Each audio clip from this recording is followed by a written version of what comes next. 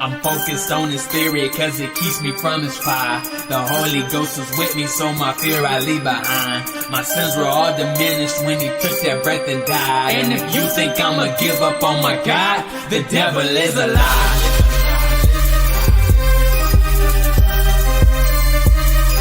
The devil is a lie.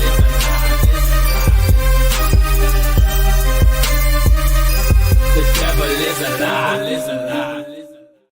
Hello, this is Christina Barton. You're watching Black Tea News.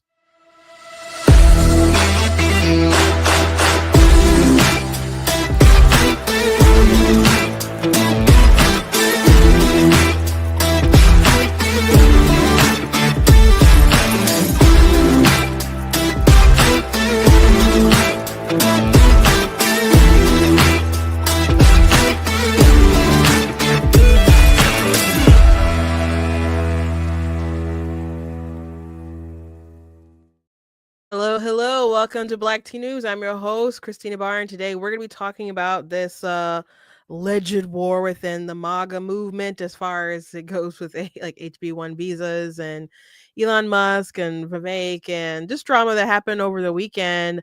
And I don't know, it seems like the media and other folks are trying to make it a bigger thing than what it is. And guys, we're going to have disagreements on things. It's just the way that it is. Some people will just roll over, and it's funny when there's people who are clearly on one side, and then when Trump weighs in, then they'll just clearly be on the other, whatever side that Trump says to be on. And you see that from folks who, I don't know, I guess you could call them grifters or people who don't want to lose their audience and just kind of sway whatever way that goes. But there's plenty of people who feel the way that they feel, and they're going to debate about it. They'll talk about it. And if it goes their way, it'll go their way. And if it doesn't go their way, it doesn't go their way. But it's fine to have disagreements. And this isn't generated from the media, whatever. It's just a friendly disagreement within MAGA folks. So we'll be talking about that. We'll also be talking about the media still trying to act innocent when it comes to Biden's corruption, or ignorant when it comes to his corruption, and ignorant when it comes to his mental decline, which we got to talk about last week.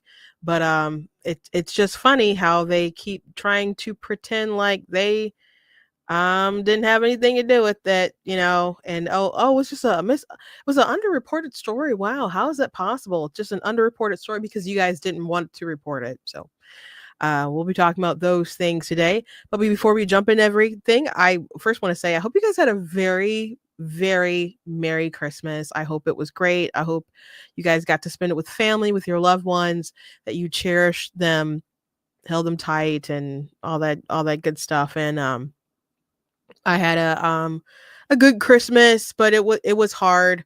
Very emotional. I did share an image on YouTube and Facebook. I don't think I put on my Instagram, but and I definitely didn't put on TikTok. But if you give me 1 second, I guess I'll just share what my sisters did. It was very sweet. As you guys know, my mom passed away in September, and it was very unexpected, and it's been very hard on the family. But we're moving on as best we can, or living the rest of our lives best we can, still holding her memory tight, and remembering the things that she taught us, and so on. And so my mom was very thoughtful, and she made Christmas like a year-round experience as far as her shopping habits. If she saw something, she'd get us stuff for her birthdays or whatever, but she put things away for Christmas, and she would save up for Christmas and do layaway. Not a lot of stores do layaway, but like Burlington Coat Factory still has layaway. So she would put things aside and make sure that all the kids, she has 7 kids and she's got grandkids, make sure that we all had stuff for Christmas. So some of her shopping was done. She had clothes for me, clothes for my sisters, and clothes and shoes, and mostly clothes for me that she had already. And so my sisters went through her church records, because she would be the one who would like count the offerings and everything like that. And so she wasn't into computers. So she had a lot of logs that she would write the information down on. So my sisters went through the records, and she got our names that she wrote down, like, on in the records for, like, our offerings and stuff.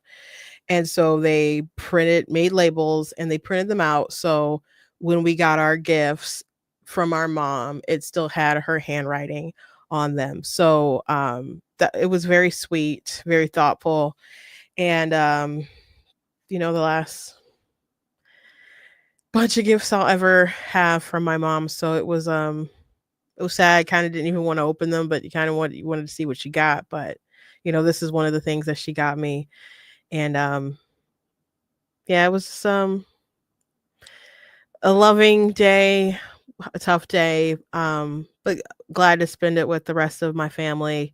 Uh, I've got other meaningful gifts, from my family, from my sisters. I did something that well, I did a couple things. My youngest sister, bear with me, we will get to the news.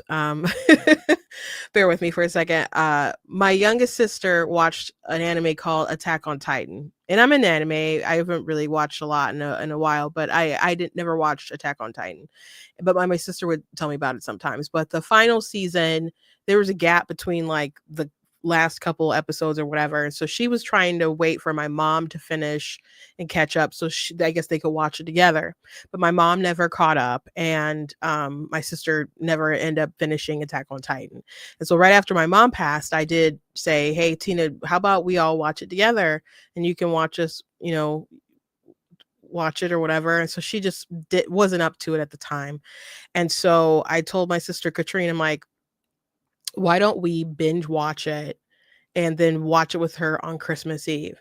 And so I called her up. I said, "Christmas Eve, hey, let's spend it together. I'll cook, I'll make enchiladas." And she's like, "You're going to cook enchiladas?" I was like, "Yeah, I'll make my enchiladas and stuff." So last Saturday, we started watching Attack on Titan. If you've seen the show, like, a lot of seasons, there's 24. The last season had like 30 episodes in it.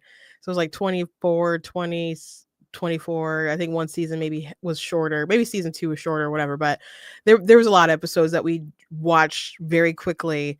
So we got to season 4 by Christmas Eve. So on Christmas Eve after dinner, I was like, "Okay, Tina, the reason why we're really here is that mom's gone, and there's things that we're never going to be able to do with her, but we're still here. So we wanted to make sure that we watched this show." So we binge watched Attack on Titan. We're going to watch the final season, which I didn't know that she had watched some of the final season, because otherwise we would have tried to get precisely caught up with her. But she enjoyed watching our faces for some of the things that happened in the final season, and then it got to the point where she didn't know what was going to happen next, so we all finished it together. And I think I probably knew a little bit more about what was going to happen at the end, than she did. But we had a really good time, and we couldn't finish it all on Christmas Eve. We watched a lot the next day, and we finished it Friday night going into and then Saturday morning. So we did finish it. Another thing, I guess I don't want to go into the whole long story, but my one of my sisters mentioned that she wanted a Chow, because we had a discussion about Sonic 3, that she would buy a Chow plushie. I couldn't find a Chow plushie in a short amount of time, and I don't have a sewing machine, so I found a tutorial, I found a pattern, and actually made a Chow doll so my sister could have it on Christmas. So we we had um we had a really good time, other than feeling the loss of my mom. So um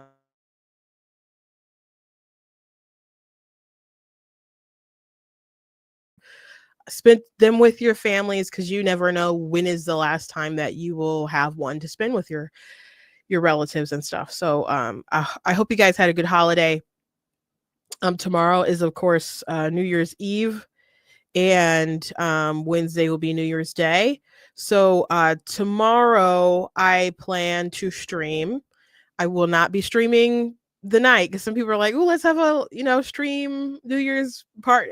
I can't do that because I actually be in church, and I've never missed a watch night service. So I'm gonna go to church. So no offense, guys. I'm gonna spend it in with the Lord. Not that the Lord wouldn't be here with us talking and stuff, but I just rather go to church.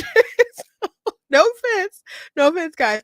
But we will have a live stream tomorrow, same time. I would like to cover just stories throughout the year, like big stories throughout the year, maybe some things that were underreported. So I'm going to um I guess pose a question on YouTube and Facebook, and maybe I'll do one on TikTok and stuff too, and then just take people's answers and maybe try to cover top 10 stories or something. And we'll obviously cover things that were big news, like the assassination attempt, and maybe some things that were under my radar and stuff. So I'll just see what you guys say, and then we'll cover it, and we'll have a big news day tomorrow, and that will be obviously the last show of the year, and I'll also say it'll be my last show of the week, and then we'll ring in the new year on Monday the 6th. I do still plan to post some videos here or there, so we won't be totally like radio silent in the following week, but we'll have a fun filled day tomorrow and go from there. So um I see you guys in the chat. Gosh, April, that's so hard. First Christmas was the hardest. We had to open the gifts 2 days after she passed. Oh gosh, it's hard. It's hard. Oh, thank you. My mom was good with picking out good colors for my skin tone, but to be frank, I just think my skin tone kind of goes with a lot of colors. So, but my mom was good for picking out stuff, and it's funny because me and my sister were talking on Sunday because my mom would buy outfits and she'd buy separate pieces, but just because she bought separate pieces doesn't mean that she didn't intend for them to go together in a specific way. So if you wore something but you didn't wear the right thing together, she'd say that doesn't go with that. That's not what I bought that for. It's like if they're my clothes, I can wear them how I want to, but you know, it's just it's just different. Life is just different right now. But anyway, let's move on to the news. Thank you for indulging me talking about my weekend. Thank you very much. Anyway, let's start off talking about CNN and their madness. I found a clip of Abby from CNN, and she was talking about Joe Biden and the Republicans and whether or not they actually had dirt on Biden and stuff. And obviously, there was plenty of evidence that something shady was going on with the Biden family. And by the way, the New York Post posted photos of Joe Biden with some of Hunter Biden's business associates. And of course there are photos, and apparently that story broke before, but they're just kind of letting it break in the mainstream kind of now. I don't even know how mainstream it was. I don't know if they picked it up on the actual shows or not. But obviously Biden had talked to his business partners and knew different stuff that was going on. But Joe Biden said, I never talked to them. I don't know them, never had a conversation. I don't even talk to my son about his business dealings, which didn't make a lot of sense anyway, because some journalists were like, wouldn't you at least talk to your son to make sure that there's no like impropriety going on? So everything that Biden would say about his son never made any sense, but people wanted to protect him. Joe Biden has been terribly, terribly corrupt for years, for a very long time, and the media has not cared. They have covered for Joe because all that mattered was that they won. I don't even understand why specifically they went to bat for Joe so much. That's what confounds me. Like, as far like I know he's been around for a long time, but as far as people, with influence and power, who you're going to stand up for and just cover for, I don't understand why it's Joe. I don't understand. Like, I understand Obama's kind of like their messiah, but why Joe Biden? Why go to bat and put so much on the line, including your reputation, all of your reputations on the line for Joe. I don't understand. I can get it to some degree in order to defeat an opponent you don't like with Trump or whatever, but I don't even understand that all the way because Donald Trump is kind of if you flatter him, you be nice to him, he can be nice to you. He's good for ratings, he'll cooperate with you. It's Obama came in and he was like, I won, Obama was very pushy, and just because, he smiled and was charming to a lot of folks doesn't mean that he, you know, was a kind of a jerk. Like Trump, he could come in and be aggressive to people who are aggressive toward him. But if you come in all nice and stuff, Trump can be very nice to you, even if you stabbed him in the back.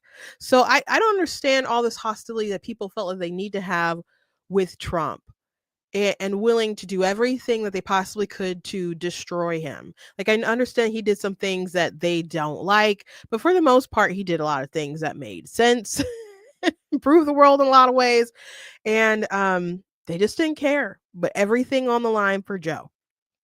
Everything on the line for Joe. They pushed the lies about the laptop. Everybody, obviously, the laptop was Hunter Biden's laptop. The intelligence community signed their names on some crazy letter saying that looked like Russian propaganda. Of course, it was real. The FBI had it at the time. Different journalists on the right had it. Were trying to give it to other journalists, and other journalists had pieces of it or whatever. They just didn't want to analyze it and really report or whatever because they didn't want it to be true. Let's just be legit. They didn't want it to be true. There was evidence that Joe was involved with Hunter. The FBI, different people, of course, knew that was the case. The media was just trying to cover a lot of different stories. But Abby Phillip on CNN, I don't know where she popped out from, but Abby Phillip decided to mention on her show that, I don't know, pretend like there wasn't different evidence connecting Joe and Hunter. Now, there's text messages from Hunter saying stuff like, oh, my dad takes all the money and stuff, or he has to pay for everything. And he said that to his daughter in a conversation. So it's not like he was set up to say something like that. It was just something that he admitted. There's text WhatsApp messages, Hunter Biden threatening a Chinese businessman, saying, alluding that his dad was right next to him. And there's other evidence to suggest that Biden was at least in the vicinity during that time. So it was probably true that he was next to him or somewhere close. But regardless, Hunter was using his dad's name. There's evidence out there, evidence that the media kind of wants to ignore. But there was something more specific that was mentioned here. But I want to bring up, I want to play this segment for you guys, but I also want to mention something after this little segment is over. I am still waiting. Speculative? After 4 years of Donald Trump. Did money not change hands? Scott, Did it not? 4 years of Donald Trump, 4 years of a Joe Biden DOJ looking into these very things. I'm still waiting to see. Well, he can't be charged. He's the president, right? I'm Joe still Biden waiting. Can't be charged. I'm not talking about charges. I'm still waiting to see the proof of Joe Biden enriching himself. I take his brother and his son, perhaps. I'll give you the direct line. Otherwise, I'll give you the direct your colleague, line. James Comer, could have produced the evidence, and he didn't. He did. A Chinese company transferred money to a shell company owned by Hunter and Jim Biden that then transferred money directly to Jim and Sarah Biden's shell company that then transferred the money to Jim and Sarah's personal account, who then immediately wrote a check for $40,000 to Joe Biden. So to say that there was no evidence, to say there was no evidence is not true. It's not true. What I'm saying is that Trump was president for 4 years. He wanted to charge Joe Biden. Why did the charges not come? And I think that still remains an open question.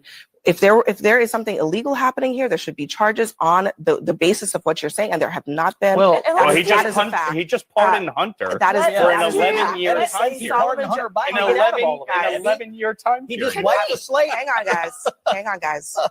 Jim will be next, by the way. We're waiting for the charges, and when the charges come, we'll have a conversation about that. Okay. Okay. So why does there need to be charges to discuss criminal activity? Why does there need to be charges? Because maybe the charges won't come.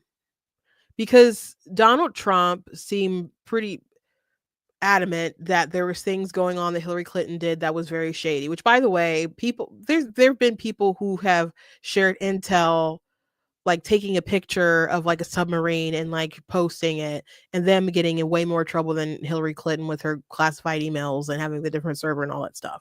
I remember the day that Comey was giving his little speech about Hillary Clinton, which, by the way, the DOJ decided to defer to the FBI because there was already like an inappropriate meeting that everybody found out about with the Clintons and Loretta Lynch and stuff. And so like on a plane. And so that there was already a scandal there. So like, okay, we'll go by whatever the FBI says.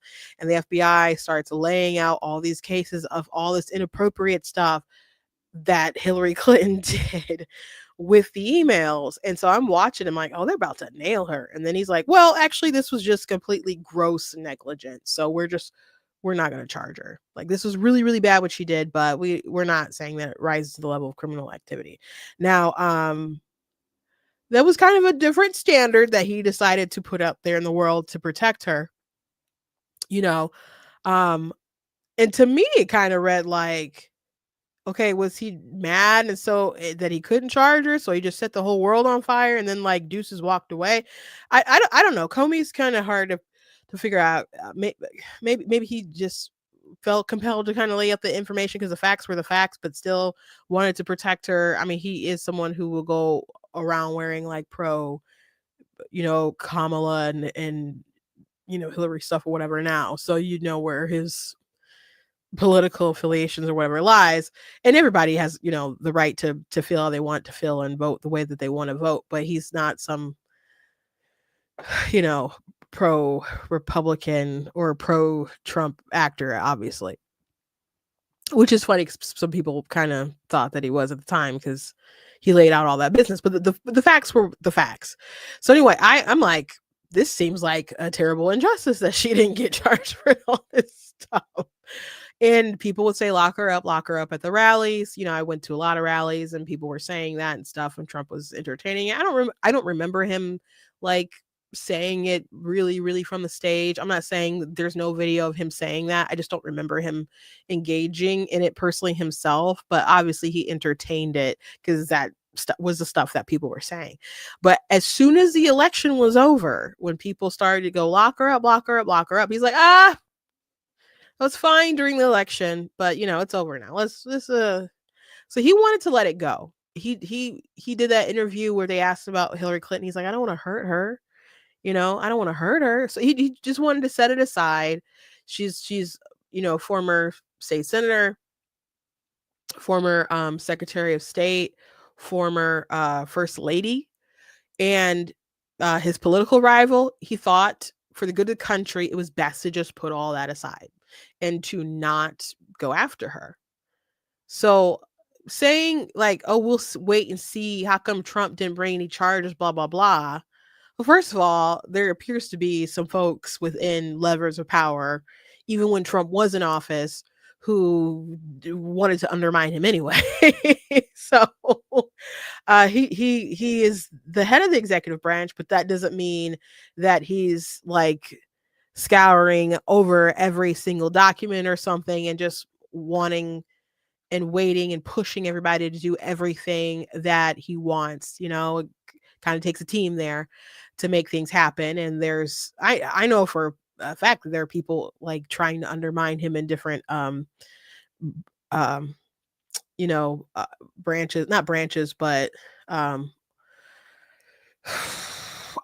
don't say offices,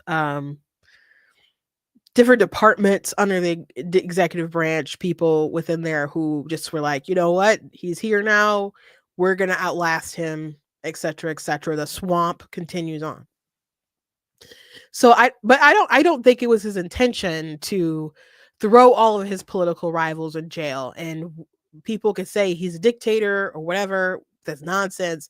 From his evidence from the past, he can always change. Maybe he could learn a lesson, like they weren't nice to me, I don't have to be nice to them. But from past experience, we know that he doesn't have like a vendetta, like I want to make sure all these people go to jail. That hasn't been him. Okay. So Abby Phillips saying, "Oh, talk to me when there's charges. Oh, we'll talk when there's charges." When they can lay out evidence of here's corruption with Biden, here's corruption, here's how he got the money. I can tell you a direct line from here to his bank account. She's like, well, there's got to be charges. We'll talk when there's charges, ma'am. What if there's never charges? What if you get a situation like Robert Hur laid out, like, oh, Biden had classified documents. You know, he retained them willfully. He's not gonna be charged though, because he's got like dementia. Okay, his mental decline is obvious, and the jury will just feel really bad for him, and there's no point charging him. And people were really mad about that for a couple reasons, but I'm like, he's probably right though. They probably would feel really bad for him, and it probably wouldn't go anywhere. It'd probably just be a waste of time. But it is bad though. Those things are true, and he's still the president. But people got mad about that report, and people tried to protect him, and then not too long after that, they forced him out of running for president because everybody saw him collapse on the debate stage. So it's just a funny turn of events, an interesting turn of events. But I think that if they could nail him on all this stuff, I still think that Trump would probably want to pardon Biden. And, he still was talking about being open to pardoning Hunter. I don't think that Donald Trump, wants everybody to just kind of suffer. And I don't think he has the thirst for vengeance that a lot of his followers have, or fans, or I don't know, followers. This seems like a kind of a followers is probably appropriate for a big chunk of people, but we'll just say supporters. Followers seems a little too culty, but there's a lot of people who want to watch these people go down in flame, go down in handcuffs and stuff. And Trump may be extraordinarily petty, but I just don't think he has that thirst for that, especially being in the Oval Office, having that power of the president, and trying to understand what his legacy is going to be, and wanting the country to do well and succeed, and wanting to not tear it apart ideologically to pieces. And pardoning it, in his mind, will probably be the best way to kind of wipe the slate clean and just go on. So I don't think one way or another, whether they're guilty or not, Abby, that there's going to be all those charges. But something that is interesting, let's go back and just listen to the beginning of this again. I promised you that. Solomon Jones, thank you very much for joining us. I'm still waiting. Speculative? After 4 years of Donald Trump. Did money not change hands? Scott. Did it not? 4 years of Donald Trump, 4 years of a Joe Biden DOJ looking into these very things. I'm still waiting to see. Well, he can't be charged. He's the president, right? I'm Joe still Biden waiting. Can't be charged. I'm not talking about charges. I'm still waiting to see the proof of Joe Biden enriching himself. Okay. By the way, y'all know that she started with saying, "I'm waiting for some proof," and then she said, "Well, we could talk when there's charges." So that's kind of a goalpost shift there. She should be aware of the proof because she's a darn journalist. Okay. But what's funny about this clip, when I saw this clip, my mind went back to when Donald Trump was president and the whole impeachment situation. Okay. Like, how they're investigating, and then where's the charges at? Where's this? Where's that? Biden's so bad, blah, blah, blah. The Trump DOJ didn't do this. The Trump DOJ didn't.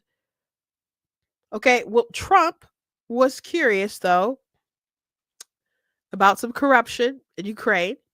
He probably saw this clip. I wonder if I still have it up. Yep, I never got rid of it.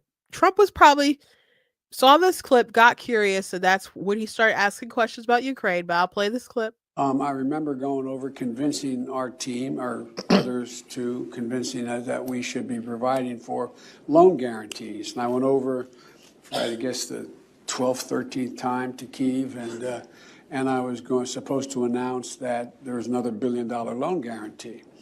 And I had gotten a commitment from Poroshenko and from Yatsenyuk that they would take action against the state prosecutor, and they didn't.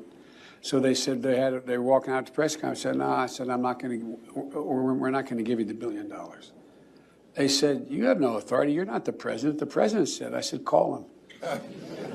I said, I'm telling you, you're not getting the $1 billion.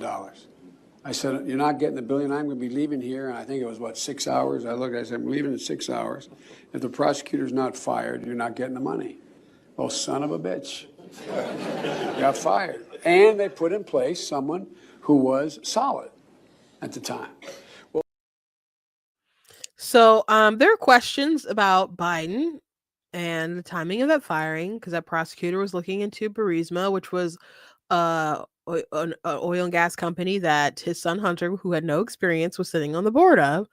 And so Trump was on a call with Zelensky and was curious about them looking into corruption, dealing with corruption in Ukraine, and so on. I'm talking about the not so perfect phone call that Trump calls a perfect phone call, right?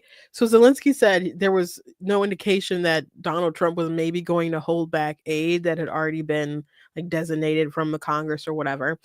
And this conversation eventually led to Donald Trump getting impeached.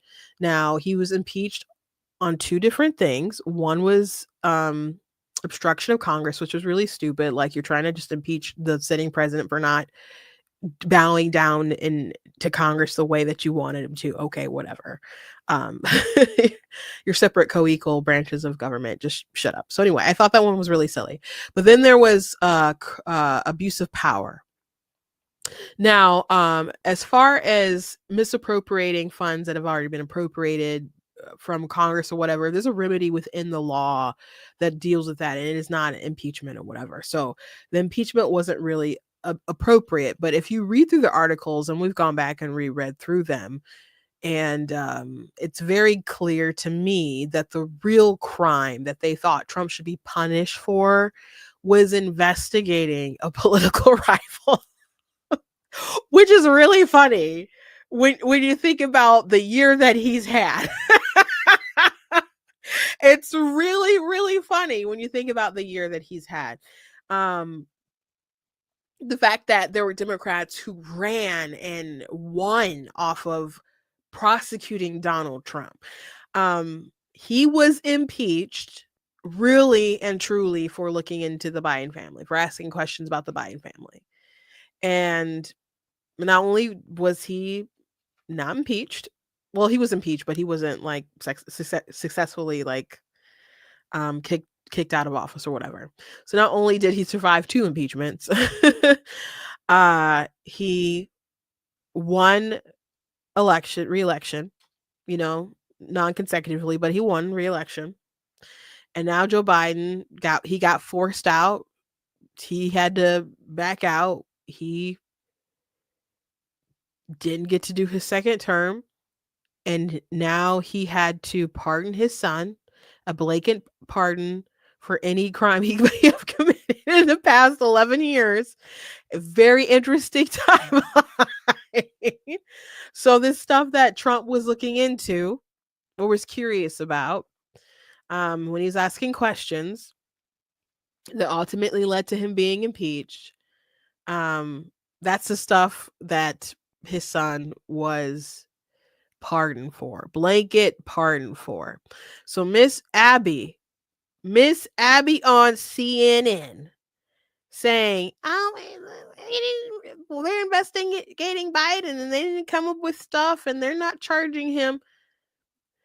Donald Trump was impeached for looking into his corruption. And you're asking why, they didn't go harder on him? It's just funny.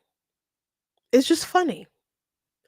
There are consequences to going after good old Joe, is there not? So anyway. Abby, her makeup was good though. I'll get but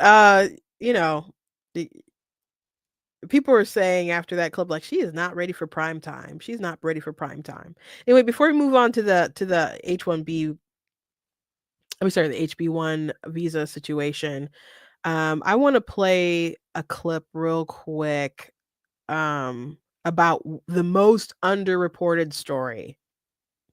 The most underreported story. This is from I think this is CBS. Face the Nation, I think is CBS, right?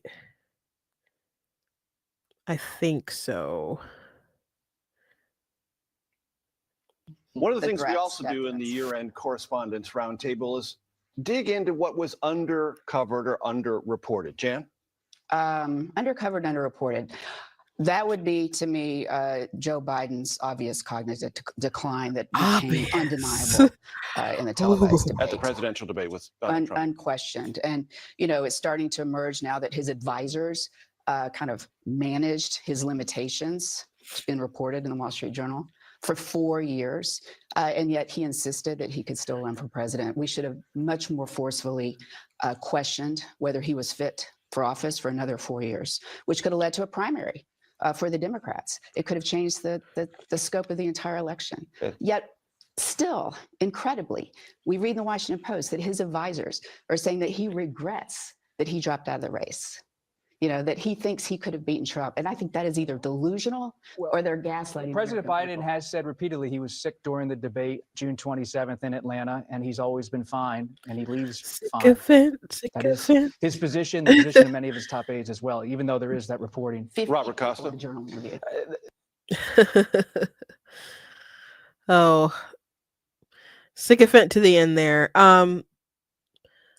So we talked about this last week, about some of this reporting from the Wall Street Journal and New York Times, and how they interviewed 50 people and talked about how he was just in a decline and his staff was hiding him, sheltering him, and how some in the media, Chris Crizilla, was like, oh man, I should have pushed harder, even though he was someone who said it was gross that Republicans were asking questions about Biden's health.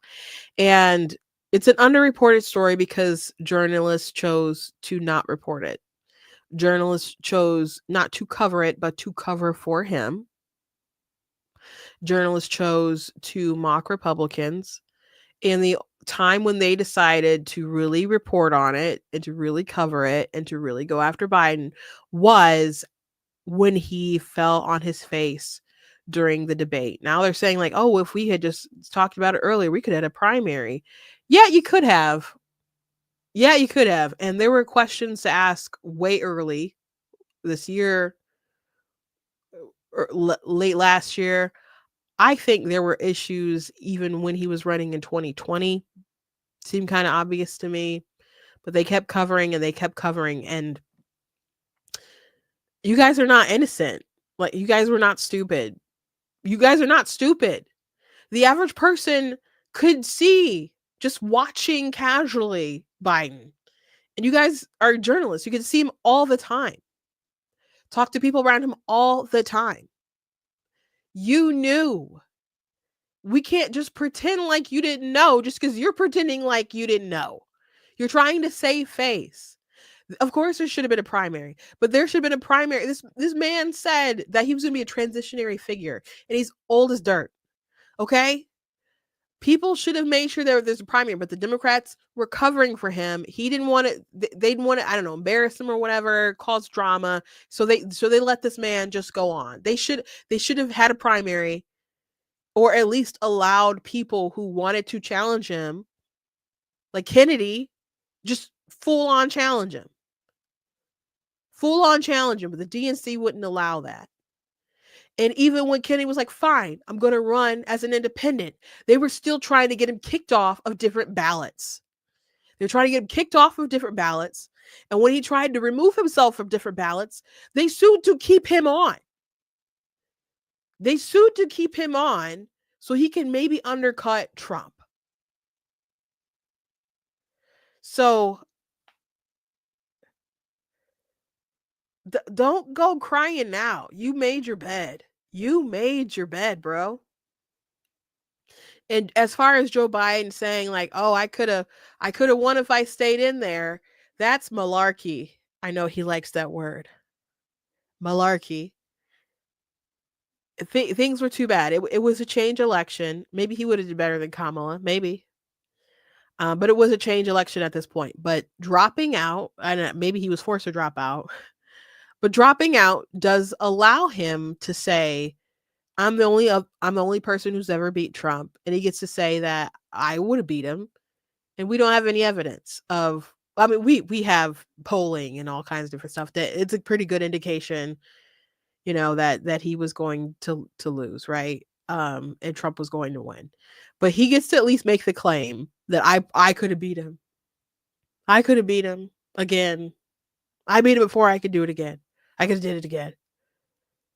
I'm the person who's got the most votes out of anyone, and they wouldn't let me actually compete against Trump. They forced me out. Yeah, so he gets to look like he's a genius. He gets to look like he's the hero who's done wrong. And if only they would have let him save the party. But at the end of the day, this old man was pushed out. And then he went on and made himself sound like an idiot. It's funny that he clearly got pushed out because of his cognitive decline, and then he still went on and did more interviews than Kamala Harris, who was running for president. It was pretty funny, but he just kept doing interviews, and they were still disasters afterwards. And he would say, I did this for the the betterment of the party, so they could run because this is what they chose, or it was best for polling and to salvage the election and whatnot. So he was going around pushing those kinds of talking points. So he owns that. They all own it. They're all in the same sinking boat together. These excuses are fascinating and kind of funny, but enough is enough, bro. Enough is enough.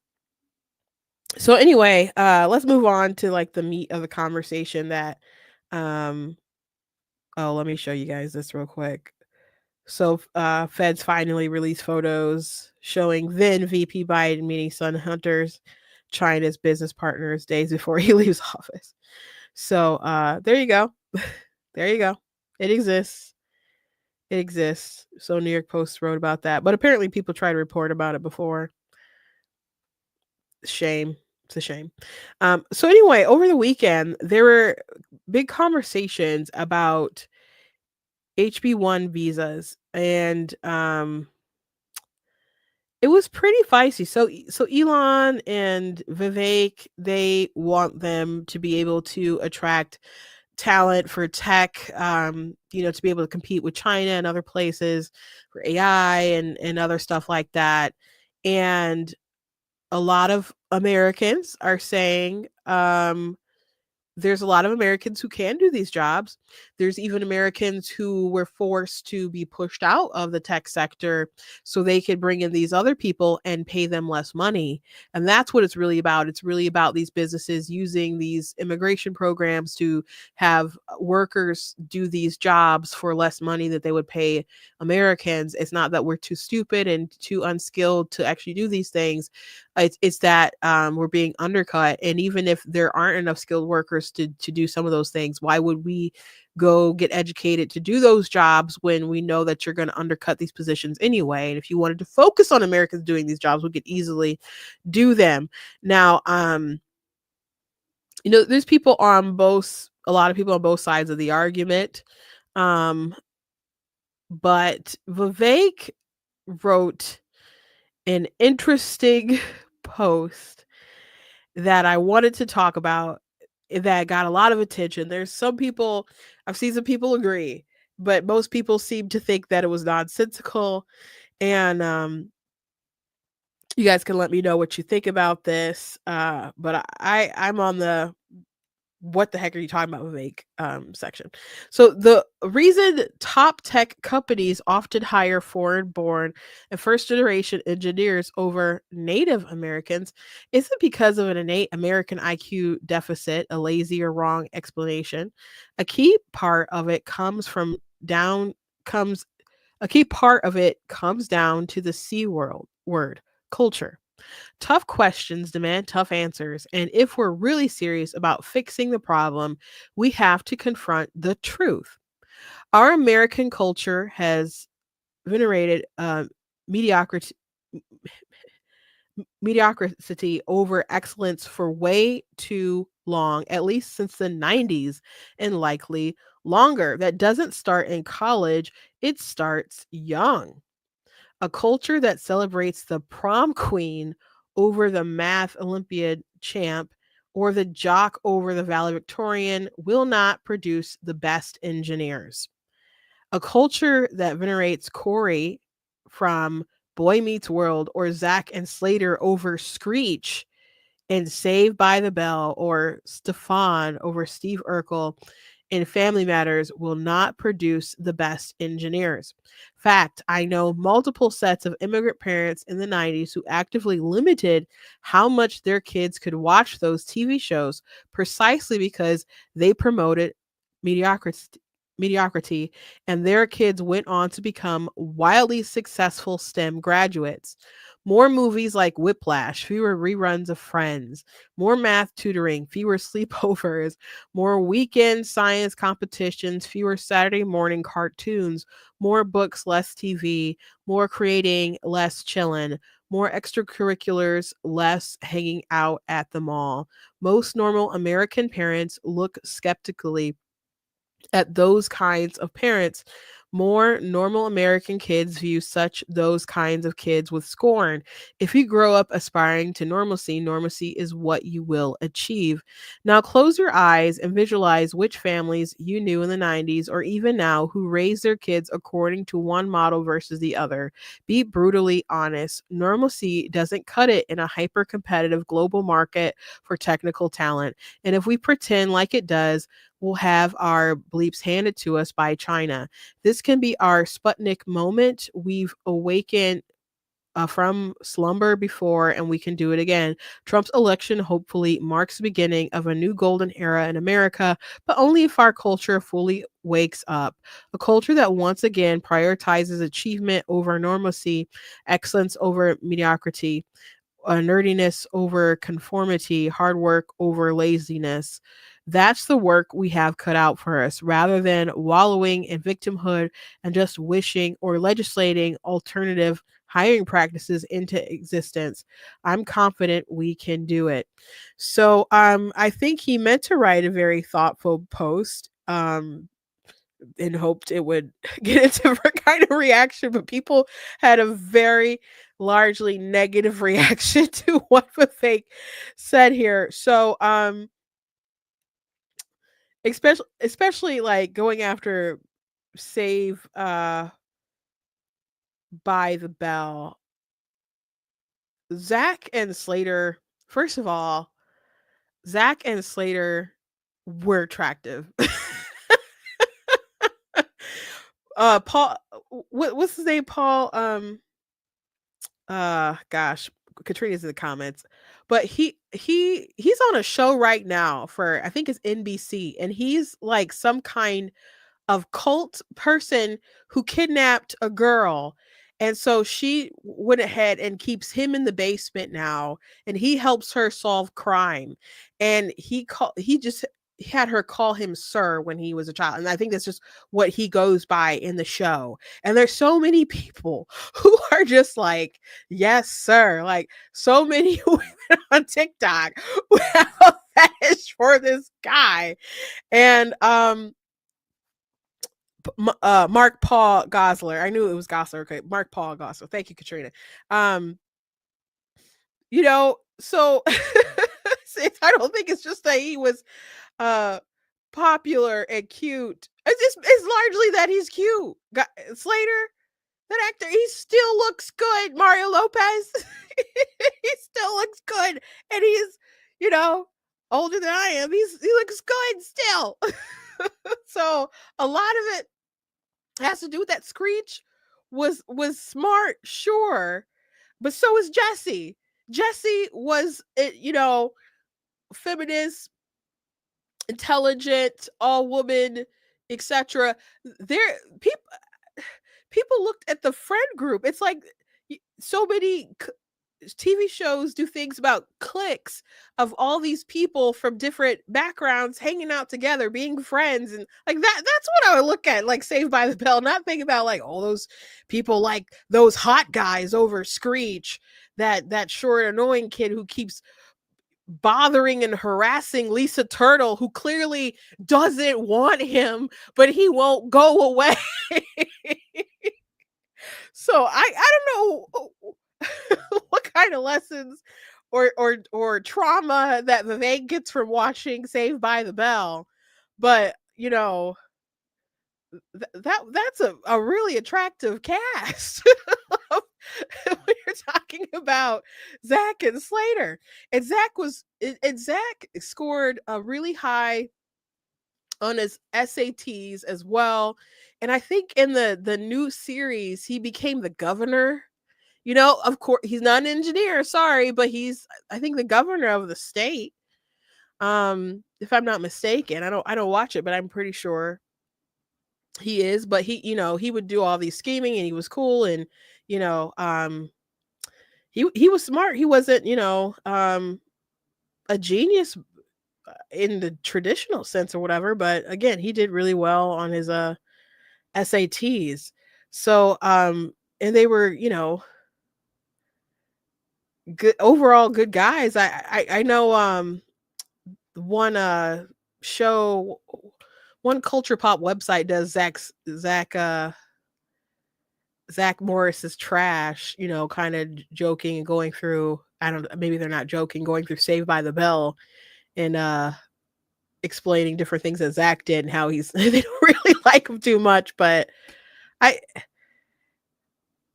that's just bizarre to me. That's just bizarre to me. And people loved it on like Boy Meets World. A lot of people don't like Corey, especially going back and looking at Boy Meets World, but people loved Topanga. Topanga was the one who got all the good grades, and she was smart, she was secure in herself, and she was really too good for Corey and stuff. But yeah, Urkel, and I don't understand this Urkel thing. Like Urkel, he kept coming over unannounced to this family's house.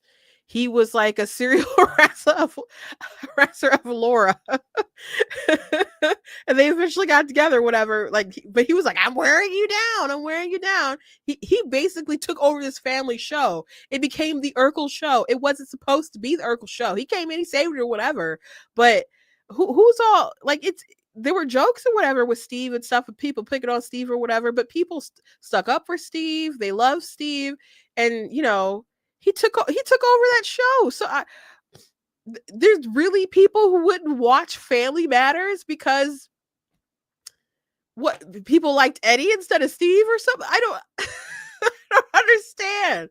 I don't understand where all this trauma from American culture TV shows are coming from. Like, there's a lot of trash that goes on TV. I would say particularly nowadays with a lot of our reality TV, our housewives TV, maybe some of our real world stuff, and just Road Rules, like things like that. I think is like when culture, started to take a dive with like Saved by the Bell, Family Matters, that, and then like people were saying in response to this, like Woodstock generation, like you talking about people putting men on the moon and doing all these sorts of incredible things, and people didn't always watch, like they watched crazy stuff back then that wasn't some kind of like, I don't know, math leads praise stuff all the time. So it just is a total miss. It's a total miss. I know he's using them as examples, but he took the time to write all this stuff, so they're bad examples. They're bad examples. More movies like Whiplash, fewer reruns of Friends. I've never seen Whiplash. I saw some people say that was a bad example because how they the guy who was mentoring the drummer, I think is that the movie with drummer. I mean, maybe. I just saw some people say that that wasn't a good example either. Um, I never cared too much for Friends. I know Friends was a big, huge TV show, but I was never a big Friends person myself. But there was one part of here that I thought was really funny because someone said that it sounded like he sounded like the villain of a kids TV show. Yeah, that was a section. She said more movies like Whiplash, fewer reruns of Friends. It was more math tutoring, fewer sleepovers, more weekend science competitions, fewer Saturday morning cartoons, more books, less TV, more, more creating, less chilling, more extracurriculars, less hanging out at the mall. I think our culture is probably going in the wrong direction because we don't have enough kids hanging out at the mall. I think it's a bad thing that so many of our interactions are just not even real interactions, but it's people talking on phones or on the internet and stuff. And we don't have enough people hanging out doing stuff like just being normal kids going to the mall. And I think Abigail Schreier had talked about that quite a bit, and I can't remember who was post or maybe even in her book a bit how we're just kind of missing that social connection that we used to have. So I think that's a miss right there. I wouldn't go to, we didn't do sleepovers unless they're like cousins or something like that. There's too many. I don't really think sleepovers are great because there's like I know a lot of people do and a lot of parents allow it or whatever, but I just think there's like too many things that could happen outside of your control at sleepovers. So I probably wouldn't send my kid to a sleepover, but I cul- um from a safety standpoint, I'm not too keen on that, but just from a cultural kind of thing of what he's talking about, we're social creatures and we need to have more to life than just hitting the books and stuff. Now, at the school that I graduated from, I graduated in the top 10 of my class. I was number 9. And when they arranged us in our seating positions, though, they put the valedictorian and the salutatorians, and there was like 2 each. And so then they did the rest of everyone by alphabetical order. So I was number 4 in the order of our where we sat, like in during graduation and stuff. And so people thought I was number 4 instead of number 9. So the salutatorian congratulated me, like, oh, number 4, that's great. I'm like, actually number 9. And then I explained the situation. He's like, oh, well, that's kind of funny. He's like, that's great. But yeah, probably sucked for everybody else, but but I was number 9, and I might have been one of the only ones in the top 10 who wasn't like an athlete. Like everybody else was doing, they were in sports, they were doing extracurricular activities, they had jobs and all kinds of different stuff. They were the all American, all like well-rounded kids, that strive for excellence, Um so this whole, I don't know, jock thing, it's a TV cliche, but a lot of these kids, when you go out for sports and you do really well, it's about teamwork. It's about drive and resilience, and there's a lot of lessons that you learn doing sport to sport to sport to sport. And um, you know, they instill good values in them when you do stuff like that. It's not just throwing around a pig skin. um, so that's one of the reasons why a lot of people like to put their kids in sports for, for what you can learn from them. My dad liked us reading comic books because not just because he wanted us to read, but he saw some of the lessons that the characters learned and went through, and a lot of them were doing right just for right's sake, Spider-Man and other folks like that. So with great power comes great responsibility lines and all that stuff. So I don't know. I just feel like he's missing so much. And that's why so many people took offense to what Vivek was saying, because it's like you're missing a lot of American culture. And there's a reason why many people want to come here. It's not just for the opportunity, but it's why we create opportunities, why we've created the greatest nation in the world. And there's you can bring people over here who are just gonna be grinders who you can use as wage slaves, do basically indentured servitude, where they'll grind out 80 hours a week to do coding and stuff.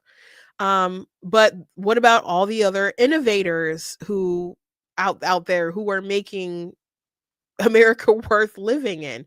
It's more than just people who are coding, you know? So what makes America so great is the culture. Absolutely understand that there's people out there who, are lazy, who just want to chill and don't want to work hard, who want to hang out and don't want to really produce stuff out of life, but most of it is balance.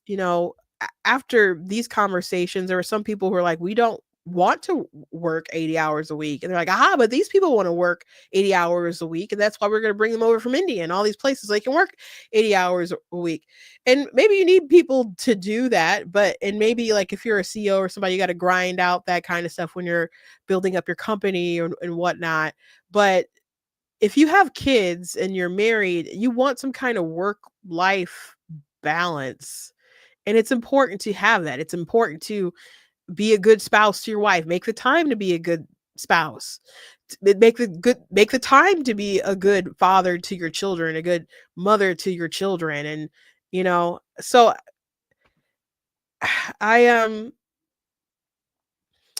didn't I understand why people had like all this kind of backlash to Vivek's response here, saying we need less sleepovers and less TV, and like people should watch less TV, but you gotta take not all of it's bad, and not all books are good. It depends what kind of books you're watching. Some people are just reading a lot of smut, and some people are reading classical literature. It really depends. It really depends, but I think we do need like more human connection, things like the hanging out the mall and other stuff. But Vivek saying that as long as we're a society that values these jocks and these athletes over like the mathletes and the nerds and stuff, that we're not going to be a country that could produce all these engineers and stuff. And like we're only one piece of the puzzle. There's lots of people in the world, so there's obviously would be a lot of engineers and stuff out there who we could bring in because we're just outnumbered. But that doesn't mean there's not plenty of Americans here who can do those jobs. But we like variety. There's some people who are like I had all the opportunity in the world to go into other to go into STEM and other stuff. I was good at science and math and all that stuff, but I liked art. I'm someone who kind of wanted to create content and other stuff like that, and to write and to read, and the anime and all that stuff, it got to me. Okay, so I wanted to make stuff like that. So very intelligent, could have went to STEM. It's not what I wanted to do, and that's okay. But I was, I'm the kind of person who would come home from school and do my homework.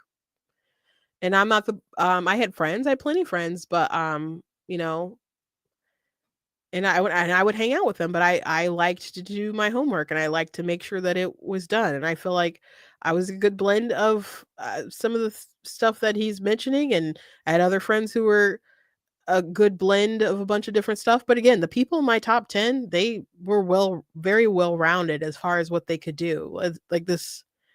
And some people have responded to Vivek saying that the people with the tiger moms who said that they could only do certain things, they end up crashing out. A lot of them will end up crashing out in life when they do have some kind of opportunity for freedom. Like, oh, well, my mom won't let me do this, and now I'm in college, and now I can drink or something, and and they just burn out or whatever. And other people who are more well-rounded go on to be successful in different areas. So it is just really a blend of of different things, but uh, I think dissing the jock and the prom queen. Let me go through some of these comments. Tommy Lawrence said, agree and disagree here. Nothing wrong with being a jock or a prom queen. We don't need to be a nation full of socially awkward nerds either. It takes all kinds.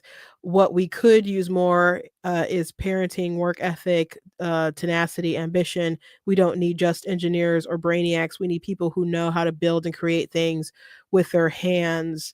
And, you know, a big thing about the culture conversation Vivek had here that he didn't mention is, I mean, which he's not a Christian, so, but I mean, he's a person of faith. I mean, faith is something that is, you know, is lacking that people need to really get back to if we want to talk about defending the culture. Melissa Chen said, celebrating mindless striving culture reeks of Asian chauvinism and begs the question of why most high impact individuals from technologists to artists do not have cookie cutter childhoods that were mainly spent being groomed for the Ivy League. Contrary to what Vivek says, the jock or cheerleader being feted in American high school isn't a sign of mediocrity. It's actually the essence of what makes America so exceptional. While the School of Valedictorian is objective choice based on academic excellence, the high status archetypes that Vivek belittles have actually achieved prominence and popularity in ways that cannot be taught. That's true. Their future success is based on something truly transformational that cannot be gleaned from textbooks, charisma, talent, non-academic boldness, EQ, etc. There's a concept in vector mathematics called path dependency in striving cultures that are synonymous with the immigrant mentality. Success is not only very narrowly defined, but also extremely path dependent. Your outcomes depend heavily on the previous step, and the previous a step depends heavily on the previous one, and so on and so forth. At any point in the path, degrees of freedom are very low. In America, what you have is a path of independence, and in my opinion, it is one of the most underrated reasons that makes America so great. It's a society characterized by a normal distribution, with very wide standard of deviation, a lot of singular great men of history types at the high end of the tail, and lots of dumb bleeps at the bottom tail. Compare this to striving cultures that produce normal distractions with very low variance, tightly clustered around the mean. That said, Vivek Ramaswamy is right that you can tell a lot about a society about who they idolize and who they shame. America and the West does get this wrong when moral degenerates whose only claim to fame is something like leaking a sex tape are not only not marginalized and shamed, but actually adored by millions and rewarded financially and socially. Yeah, it would have been, yeah, if we were having a conversation about shaming, like, that we ought to be shaming, like, Kardashians or something like that, then, that'd be one thing. But Zach Morris? And jocks and cheerleaders or whatever, there's plenty of sweet jocks and cheerleaders. Like, some people were sharing like a picture around of a cheerleader kissing a football captain or whatever, and like, this is what we shouldn't be looking up to. Like, this is so American right here. It was. I'm sorry. I just thought it was so bizarre. It was so bizarre. But anyway, beyond what Vivek said, there are people who are talking about the HB1 visas, and they're saying some racist stuff, because a lot of people are from India who are coming into tech and stuff. But I think that number isn't very large. Like, there's bots and other folks. I think it seems like a lot of people are trying to shift the conversation into it being a thing about racism, so they don't have to talk about the actual effects that it's having on Americans. And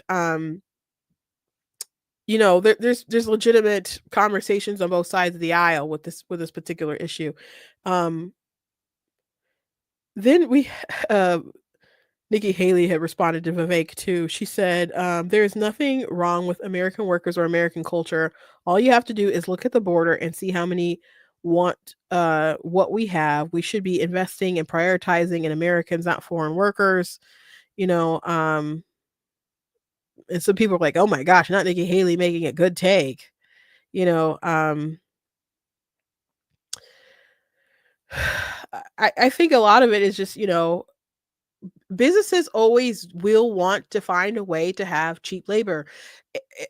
Not everyone coming on these visas are some kind of tech geniuses. They use them for low entry jobs. Even like people use them to try to get workers to work on like 7-Elevens and stuff like that. So it's not that they're using them only for people who are the best of the best, which there's other visas for that. You know, they're using them a lot for cheap labor, and that's just the truth. I'm not saying there's not really qualified candidates coming over, but another thing though is that there's a lot of Indians who want to come over here for tech jobs, and they're getting fake degrees. And then they come over here, and then the employers have an issue because these people don't actually know what they claim that they knew because their degrees are fake. So there's all kinds of issues that people need to legitimately talk about. But a lot of it is just trying to push it away, to delegitimize it. Peter Bet David, I'm trying to find the tweet that he said, but people started saying this conversation was about DEI, and that people who are anti HB1 visas are pro DEI because they're trying to manipulate the laws or whatever with immigration, not so that we'll have the best of the best, but so we can protect the American workers. And I'm like, that it's such a brain dead take. That is so obviously not DEI. Like, I know that we all like wince to that term and we don't like it. And so if we looked in the mirror like, oh my gosh, I am the DEI, then maybe they're hoping that would wake people up and suddenly make them for, you know, cheap indentured servitude labor from the companies as they force Americans out who could do the jobs, but they force them into retirement or whatever. But no, diversity, equity, inclusion.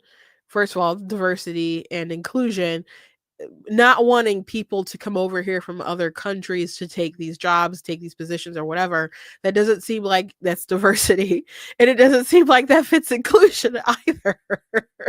Because you're not trying to be inclusive for the whole world. You're not trying to get all these diverse people from around the world. It's more like I don't know, protectionism, except, you know, instead of trying to protect a company or whatever, using trade to do that, you're trying to, you know, stop them from using the immigration law so you can protect the American worker here.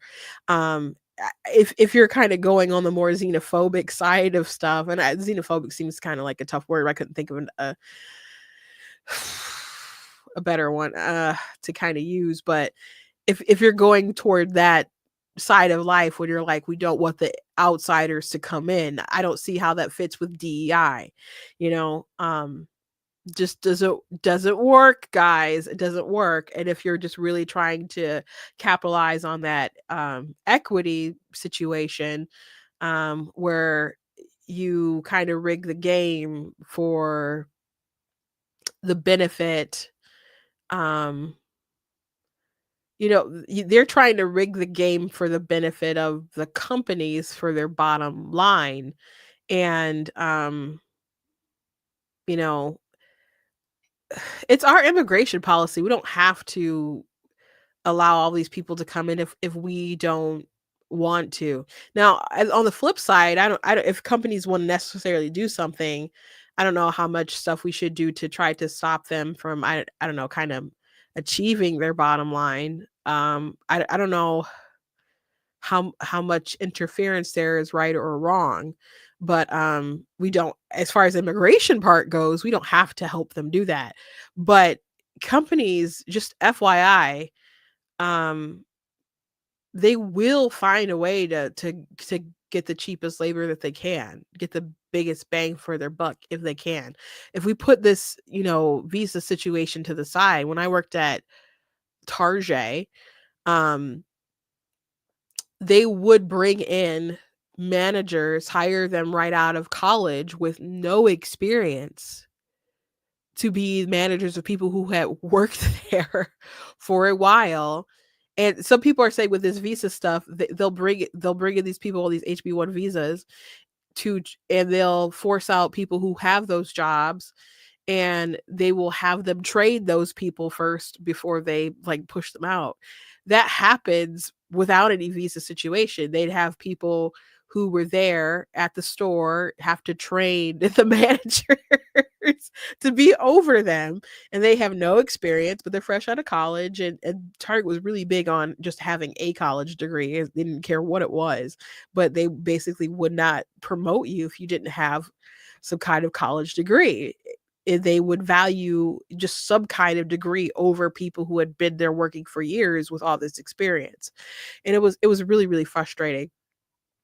And if you'd been there for a long time, they'd try to find ways to make life very difficult for you to push you out. You had to be like perfect upon perfect if you've been there for a while to get any kind of raise. And sooner or later they would push people out who had been there for a while to replace them with people they didn't have to pay as much. So unfortunately, that's just how a lot of companies are. That's not how every company is. There's plenty of companies that treat their workers well, that want to do right by them, that want to promote people who have been loyal and faithful and worked hard through the years, and want them to retire and walk out into the sunset with a nice fat pension. And those companies are great. And if you can find a company like that to work for, good on you. God bless you. That is amazing. But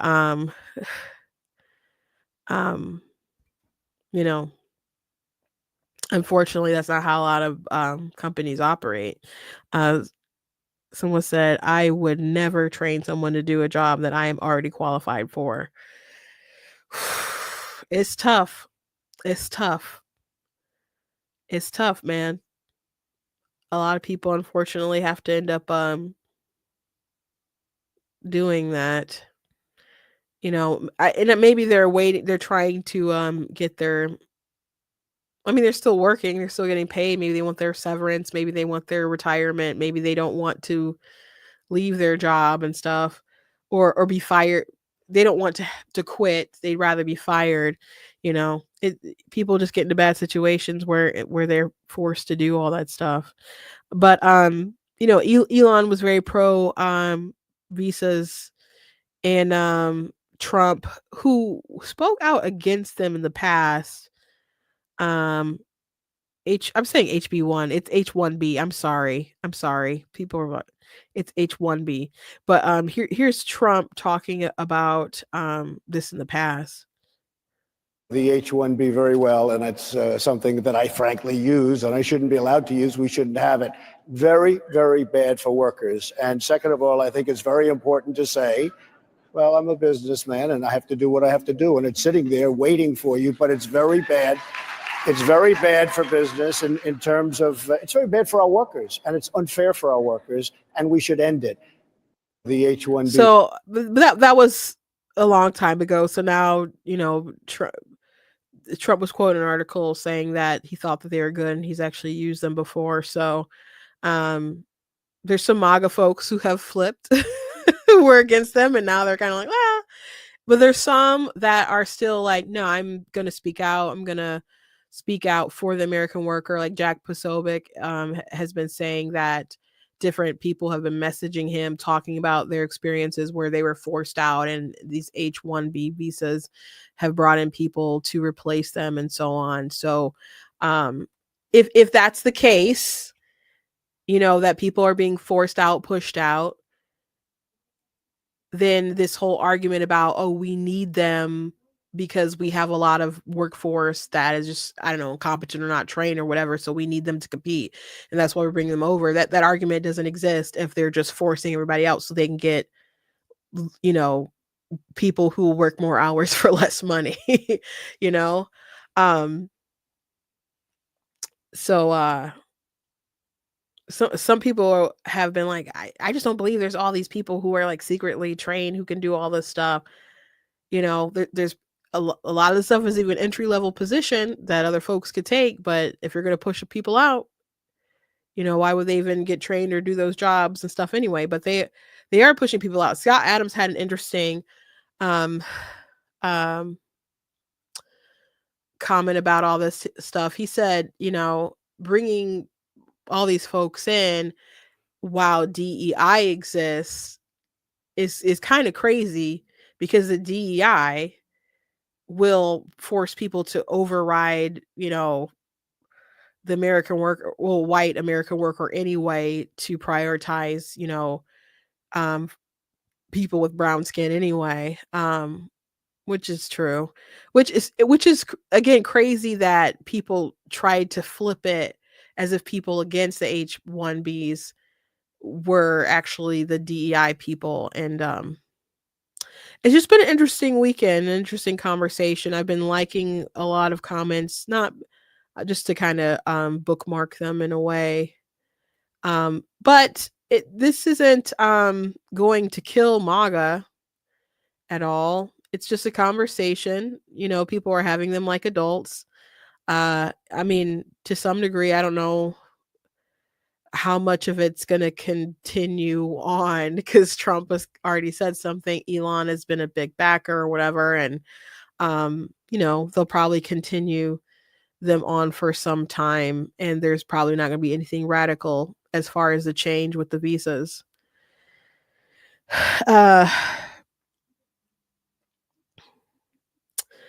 Someone said, I refuse to allow my children to watch Friends. Friends, a lot of these shows did do a lot to kind of change our culture in like a negative kind of way. Like Ben Shapiro, he did a book called Primetime Propaganda, where he interviewed a lot of people in Hollywood and talked about how people would use the media to change people's opinions and stuff on culture and whatnot. And one of the examples that he used in his book was of Friends, because Rachel, she got knocked up by Ross. Her and Ross were on and off, together, not together, throughout the entirety of the show, basically. And she finally had his baby. And instead of them getting married, maybe, I don't know if they got married at the very end or whatever, but she kind of purposed it within herself to raise the child without being married. And they wanted to make a statement like that. They wanted, it to be okay for a woman to have the baby and not be married and other stuff like that. And so they wanted to shift the culture in that kind of way, versus like Bill Cosby, when I think Lisa Bonet, when she was pregnant, they were like, oh, well, they can have her be pregnant on the show. And he's like, oh, we are not doing a teen pregnancy story. We are not doing that. So they took her off the show. They eventually brought her back or whatever, but they're like, we're not having like a teen pregnancy story and negative, because that's not how I want to influence the culture and stuff. So it is a really big responsibility what you decide to put on the TV and show to your kids and stuff. And I think we all recognize that to some degree. So Friends was never my favorite. It's crazy that comes on like Nick at Night now, because when I was a kid, we were watching I Love Lucy on Nick at Night and stuff, and now Friends comes on Nick at Night. It's just a wild time.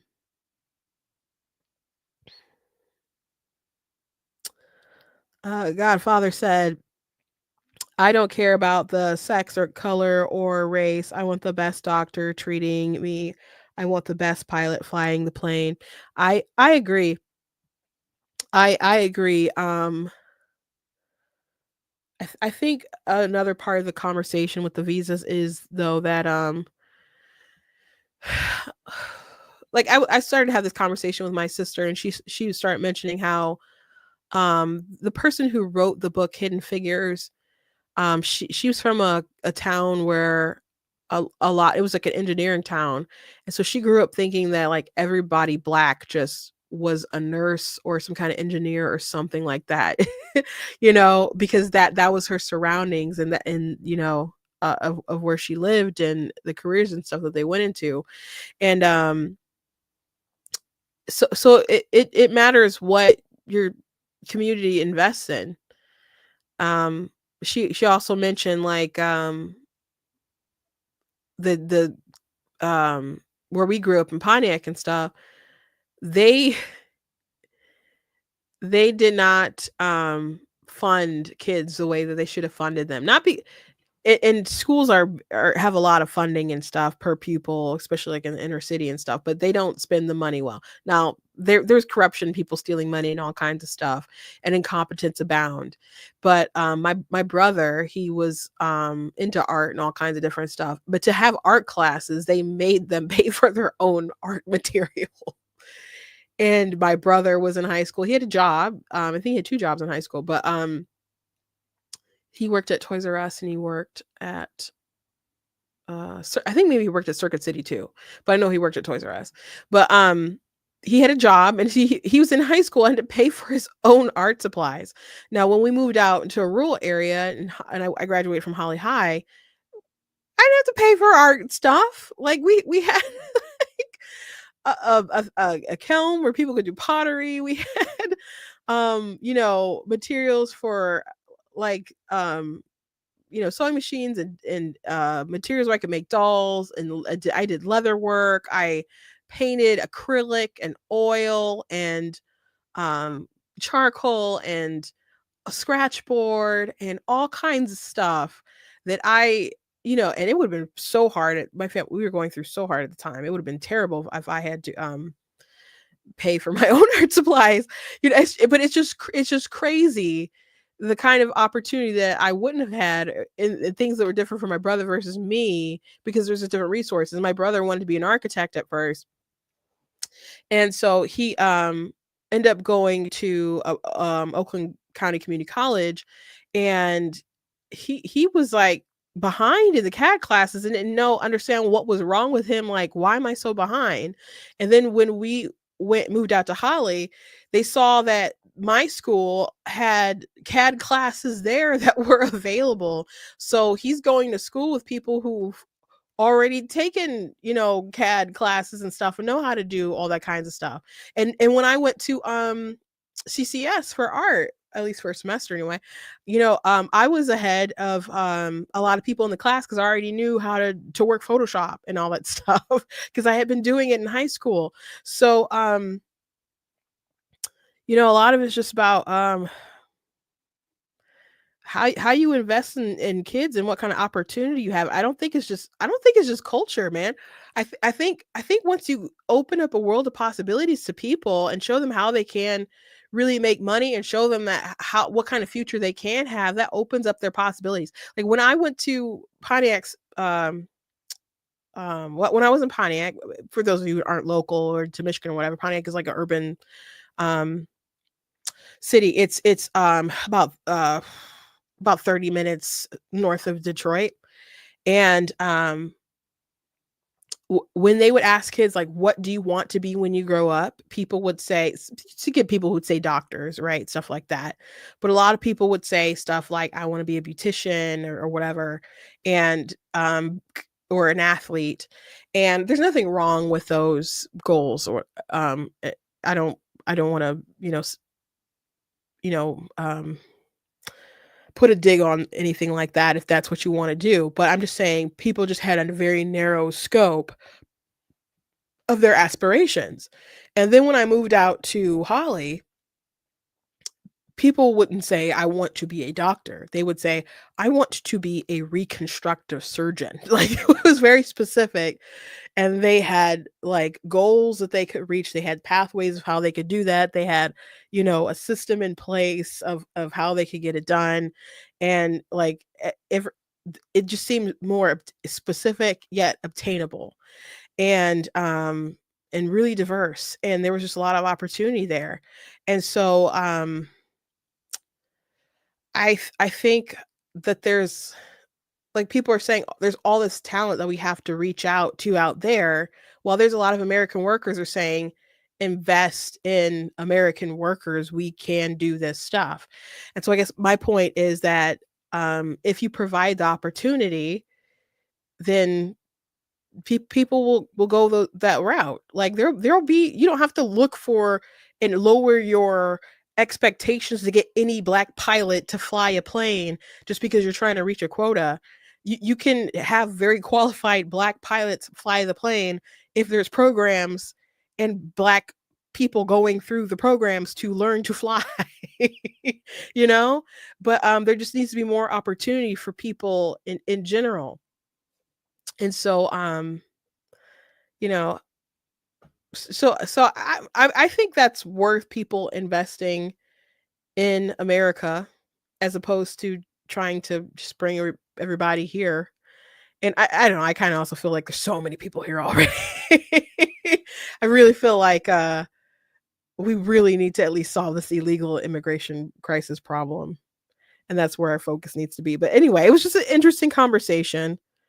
Very interesting conversation. I found the tweet by Peter Bet David about the DEI. He said,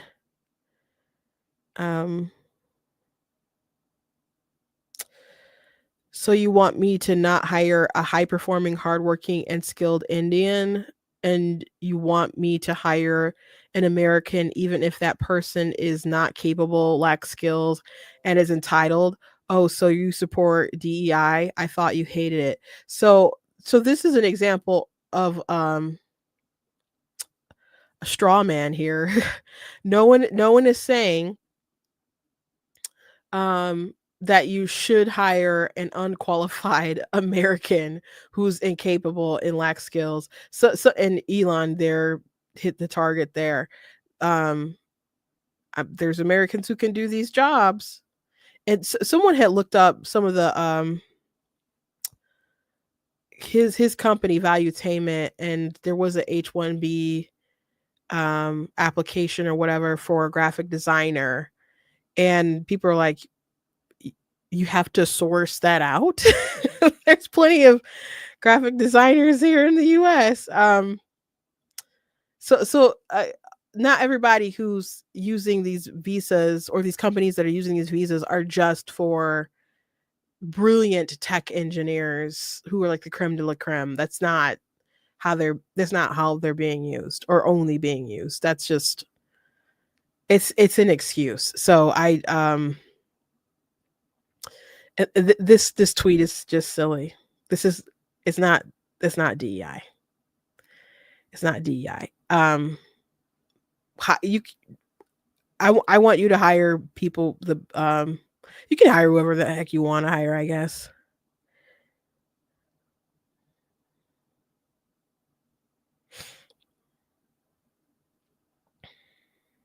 Anyway, that's my show for today. I don't know where you guys stand on this conversation. I don't. I have thoughts about the stuff. Obviously, I shared some of them, but I'm not. I guess I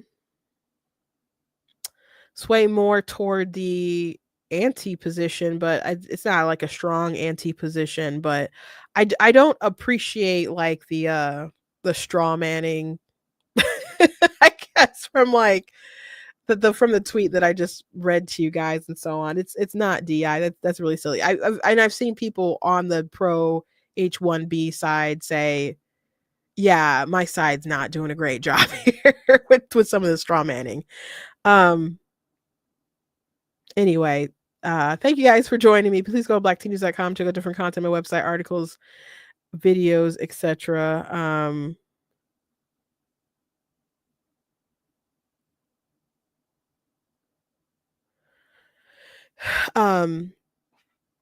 I just saw a tweet. I'm sorry, I just got distracted. Did U.S. Appeals Court oppose Trump verdict in E. Jean Carroll defamation case?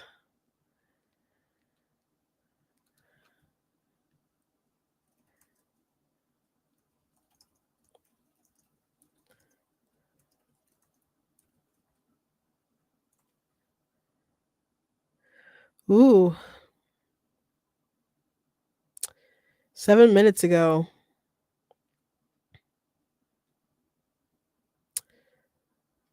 Court rejects Trump appeal in E. Jean Carroll sexual abuse and defamation case. After a 9-day civil trial in 2023, a jury determined that the plaintiff, E. Jean Carroll, was sexually abused by Donald Trump at a Manhattan department store in 1996. The jury also found that Trump defamed her in statements made in 2022. The jury awarded her total of $5 million in compensatory and punitive damages. Trump appealed. He contended that the trial court judge erred in several rulings, including decisions to allow testimony of 2 women who alleged that Trump sexually assaulted them in the past. He also said that the judge should not have allowed the jury to hear the 2005 Access Hollywood recording where Trump described how he kissed and grabbed women without first obtaining their consent, which who the heck hasn't heard that by now? But in a 77-page ruling, the 3-judge panel said that President Trump-elect did not demonstrate that the district court erred in any of the challenge rulings. In addition, the appeals court said none of the Trump's claims affected his substantial rights, and it did not warrant a new trial. Both E. Jean Carroll and I are gratified by today's decision. We thank the Second Circuit for its careful consideration of the parties' arguments, said Roberta Kaplan, attorney for E. Jean Carroll. In a statement, Trump spokesperson Stephen Chang derided the federal appeals court decision. The American people have reelected President Donald Trump with an overwhelming mandate, and they demand an immediate end to all political weaponization of our justice system and a swift dismissal of all the witch hunts, including the Democrat-funded Carroll hoax, which will continue to be appealed. In a 2024, a different New York jury in state court ordered that Trump pay Carroll $83 million. Jurors determined her credibility was ruined as an advice columnist when he called her a liar after she accused him of sexual assault. So that's a small one, not the big one. The big one is just crazy.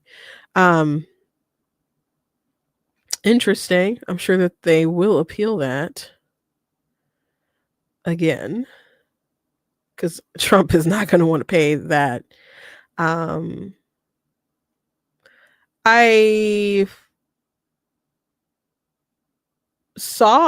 made a face because let me just show you this tweet from Nancy Mace. Nancy Mace had tweet U.S. So that there's an article about the U.S. appeals court upholds Trump verdict, and Nancy Mace tweeted, "I hope George Stephanopoulos sees this." And Gunther, someone said, "Drop, boom, like mic drop," but maybe she was confused because I don't know why she'd be like praising this. I don't know. Maybe did she delete this?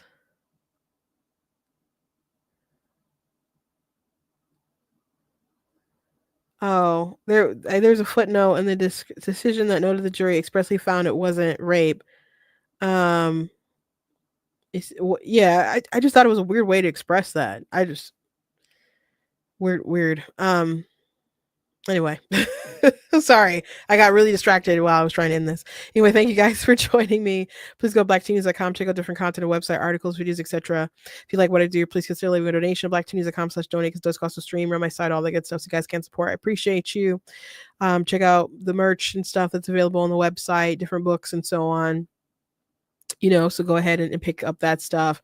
Also tomorrow we will be streaming. I'll be like asking questions about what stories were like top moments or whatever, and we'll talk about those things tomorrow. I'll try not to have a forever stream, but it'll be the last one of the year, so which will be at the normal time. I will not be having some kind of midnight stream because I'll be in church. But anyway, God bless you guys, and I'll see you tomorrow.